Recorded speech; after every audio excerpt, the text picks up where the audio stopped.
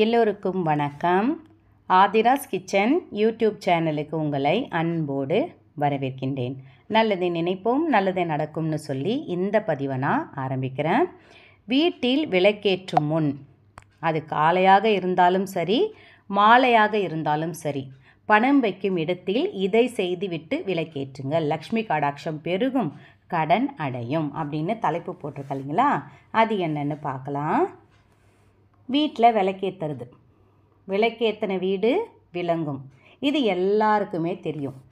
இப்போது நீங்கள் இன்றைக்கி அசைவம் நம்ம வீட்டில் செஞ்சிட்டோம், அன்றைக்கி எப்படி விளக்கேற்றுறது அப்படின்னு நீங்கள் கேட்டிங்கன்னா, நீங்கள் சாப்பிடலை, நான் அசைவம் மட்டும்தாம்மா செஞ்சேன், நான் ஒரு வீட்டில் ஒரு வேலை செய்கிறவங்களா கூட இருப்பாங்க, சமையல் வேலை செய்கிறவங்களா கூட பெண்கள் இருப்பாங்க, அவங்க வீட்டில் அசைவம் செஞ்சுட்டு வந்திருப்பாங்க நம்ம வீட்டுக்கு. அப்போ அவங்க என்ன பண்ணலாம் அப்படின்னு பார்த்தீங்கன்னா, கை கால் அலம்பிட்டு மஞ்சள் தண்ணி கொஞ்சம் கரைச்சி வச்சுக்கிட்டு தலையில் தெளிச்சிக்கிட்டு விளக்கேற்றலாம், தவறே கிடையாது. மாலை போட்டுட்ருக்கவங்க கூட கறி வெட்டுற வேலை செஞ்சாங்கன்னா அதோடைய தொழில், செய்யும் தொழிலே தெய்வம்னு சொல்கிறாங்க இல்லைங்களா? அந்த மாதிரி கறி வெட்டுற வேலை, ஏதோ இந்த மீன் பிடிக்கிற வேலை, மீன் விற்கிற வேலை, ஹோட்டலில் அசைவம் சமைக்கிற வேலைலாம் செய்கிறாங்க. அதனால் தவறு கிடையாது. அதான் சொல்கிறோம் இல்லைங்களா, செய்யும் தொழிலே தெய்வம் அப்படின்றது.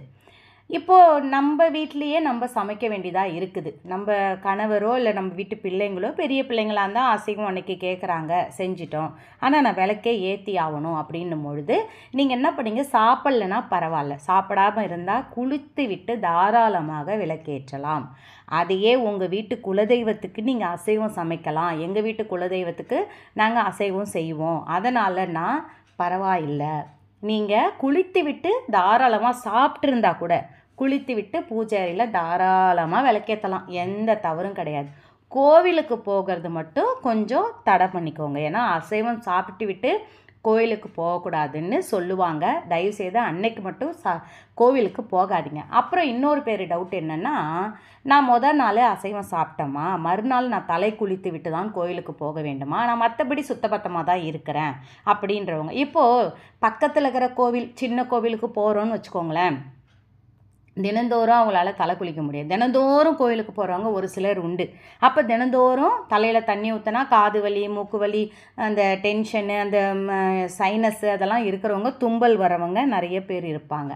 அந்த மாதிரி இருக்கிறவங்களால முடியாது. உடனே என்ன பண்ணுறீங்கன்னா, குளிச்சுருங்க. குளிச்சுட்டு மஞ்சள் கொஞ்சம் போட்டு தண்ணி ஊற்றி அந்த மஞ்சள் கலந்த தண்ணீரை தலையில் தெளிச்சுக்கிட்டு நீங்கள் கோவிலுக்கு போயிட்டு வாங்க. அந்த மஞ்சள் ஏன் திரும்ப நான் அந்த மஞ்சளையே சொல்கிறேன்னு பார்த்தீங்கன்னா, மஞ்சளுக்கு அவ்வளோ மகத்துவம். நம்ம வீட்டில் மஞ்சள் தூள் தீர்ந்து போகாமல் பார்த்து கொள்ள வேண்டும். மஞ்சள் தூளை நிறைய நான் சொன்ன மாதிரி நீங்கள் விரலி மஞ்சள் வாங்கி மிஷினில் கொடுத்து அரைச்சிட்டு பெரிய டப்பாவில் ஸ்டோர் பண்ணி ஃப்ரிட்ஜில் வச்சுருங்க. கொஞ்சம் நம்ம ஆள்றதுக்கு நம்ம வீட்டு சமையல் அறையில் வலது பக்கம், நம்ம கை வலது பக்கம்னு வச்சுக்கோங்க. நம்ம நின்றுக்கிட்டு சமைக்கும் பொழுது, நம்ம எடுக்கும் பொழுது வலது பக்கமாக அந்த மஞ்சள் தூள் இருக்கிற மாதிரி அதை எடுத்து நீங்கள் சமையலுக்கு பயன்படுத்துகிற மாதிரி பார்த்துக்கோங்க. மஞ்சள் தூளை அம்மா கையால் போடலாமான்னா ஒரு சில நேரம் நீங்கள் கையால் பயன்படுத்துங்க, ஸ்பூனால். அதுக்காக ஈர கையை மஞ்சள் தூள் உள்ளே விடக்கூடாது. மஞ்சளில் தண்ணி பட்டுதுன்னா உடனே வண்டு வந்துடும். அதனால் ஸ்பூனால் மஞ்சள் தூள் எடுத்து கையில் வச்சு தடவி பார்த்து கூட நீங்கள் மஞ்சள் தூள் போடலாம், தவறே கிடையாது. அதனால் எப்பவுமே சாப்பாடு செய்யும் பொழுது நம்மளுடைய மனசு சந்தோஷமாக, நீங்கள் எவ்வளோ பிரச்சனை வேணாலும் உங்களுக்கு இருக்கட்டும், ஆனால் நம்ம பிள்ளைங்க நோய் நொடி இல்லாமல், எந்த குறையும் இல்லாமல் வளர்ச்சியாக இருக்கணும்னு நீங்கள் நினச்சிங்கன்னா, நம்மளுடைய மனசு வெள்ளையாக இருந்து சமைச்சா மட்டும்தான் நம்மளுடைய பிள்ளைங்க நல்லா இருக்கும். எப்பவுமே ஒன்று தெரிஞ்சுக்கோங்களேன், என்ன தான் அவங்க சமைக்கிறாங்க, அவங்க தாய் ஒருத்தவங்க குழந்தைங்களுக்கு சமைக்கும் பொழுது அதில் ஒரு தனியான ஒரு ருசி வருது என்றால் அது அம்மாவோடைய அன்பால் மட்டுமே முடியும். அவங்களுடைய கை ராசி, ஒருத்தொருத்தர் கைக்கு ஒரு மாதிரி குழம்பு வரும் இல்லைங்களா? அது நீங்கள் அனுபவத்தில் நீங்கள் உணர்ந்திருப்பீங்க, சரிங்களா? அடுத்தது இந்த மஞ்சள் தூளை பற்றி நான் பேசுகிறேன்னா, காலையில் விளக்கேற்றுறதா இருந்தாலும் சரி, மாலை விளக்கேற்றுறதா இருந்தாலும் சரி, ஒரு விஷயத்தை நீங்கள் பின்பற்றி பார்த்துக்கிட்டே இருங்களேன். உண்மையாக சொல்கிறேங்க, நம்ம வீட்டில் பணம் பெருகுவதை கண்கூடாக பார்க்கலாம். நீங்கள் சும்மா இதை மட்டும் நான் செஞ்சுட்டு உட்காந்துருந்தா போதுமாமான்னு நினைக்காதீங்க. செய்யும் தொழிலே தெய்வம் அப்படின்ற மாதிரி தான் எது ஒன்றுமே.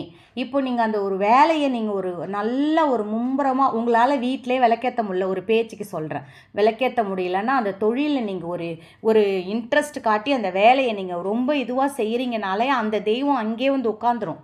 அதில் எந்த தவறும் கிடையாது. அந்த நேரத்தில் முடிஞ்ச நேரத்தில் நீங்கள் விளக்கேற்றி வீட்டில் காலையும் மாலையும் வீட்டில் விளக்கேற்றுங்க, நல்லது நடக்கும்.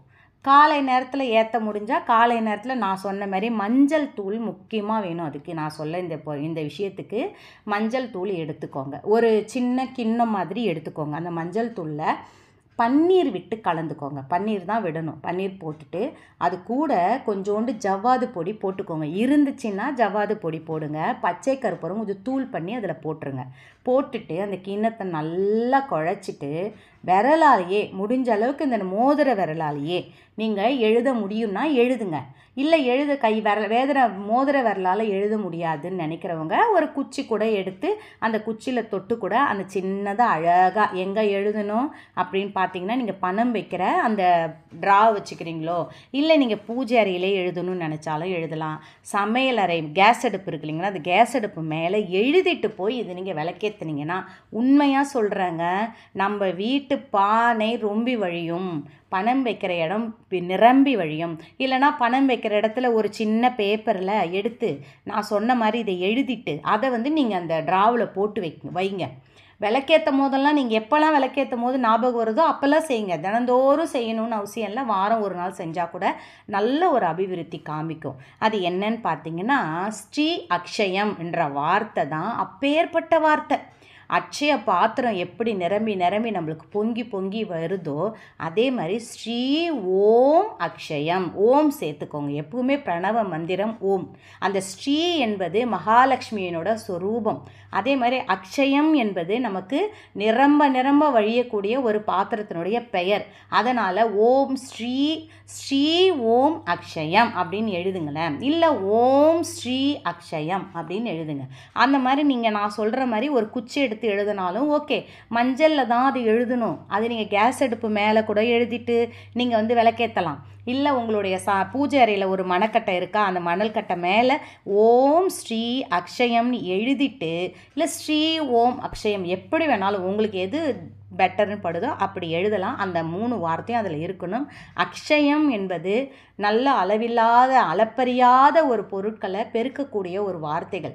அதனால் அந்த வார்த்தையை நீங்கள் சொல்லி நீங்களே கூட விளக்கேற்றும் போது சும்மாவே ஒரு அந்த எழுத முடியல அப்படின்னா கூட நீங்கள் சொல்லிக்கிட்டே கூட அந்த விளக்கேற்றுங்களேன். ஓம் ஸ்ரீ அக்ஷயம், ஓம் ஸ்ரீ அக்ஷயம், ஓம் ஸ்ரீ அக்ஷயம் சொல்லிக்கிட்டே இருங்க. விளக்கேற்றுறதுக்கு முன்னாடியே உங்களுடைய வேண்டுதலை சொல்லிக்கிட்டே இருங்க. நீங்கள் இப்போ பொழுது போயிட்டு ஒரு நான்லாம் நான் சொல்வேன் உங்கள்கிட்ட, நான் 5 மணிக்கெலாம் விளக்கேற்றிடுவேன். அந்த மாதிரி 5 மணிக்கு விளக்கேற்றுறதுக்கு முன்னாடி 4:30 மணிலேருந்தே என்னுடைய பிரார்த்தனைகள் ஆரம்பிச்சிடும். என்னுடைய வேண்டுதல்கள், என் பிள்ளை இப்படி இருக்க வேண்டும், என்னுடைய பிள்ளைகள் என் நல்லபடியாக இருக்கணும், என்னுடைய குடும்பம் நல்லபடியாக இருக்கணும், என் கணவன் நல்லபடியாக இருக்கணும் அப்படின்ற மாதிரி உங்களுடைய வேண்டுதலை முன்னாடியே சொல்லுங்கள். எனக்கு வேலை கிடைக்கணும், எனக்கு தொழிலில் அபிவிருத்தி வரணும், என் கணவருக்கு அதிக சம்பளம் கிடைக்கணும், அந்த மாதிரி நீங்கள் வேண்டிக்கிட்டு இந்த எழுத்தை நீங்கள் எழுதும் பொழுது நிச்சயமாக சொல்கிறேங்க, 100% நீங்கள் எழுதி கூட வச்சுக்கோங்க, அவ்வளோ உண்மை நல்லது நடக்கும். உங்கள் வீட்டில் செல்வம் செழிக்கும், பணம் பற்றாக்குறை என்பதே இருக்காது, வறுமையே வராது நம்ம வீட்டில். இதை நீங்கள் எழுதிக்கிட்டே இருந்தீங்கன்னா வம்ச வழியாக நம்ம வீட்டில் நல்லதே நடக்கும். நான் இன்னொரு வீடியோவோடு நான் உங்களை மீட் பண்ணுறேன்.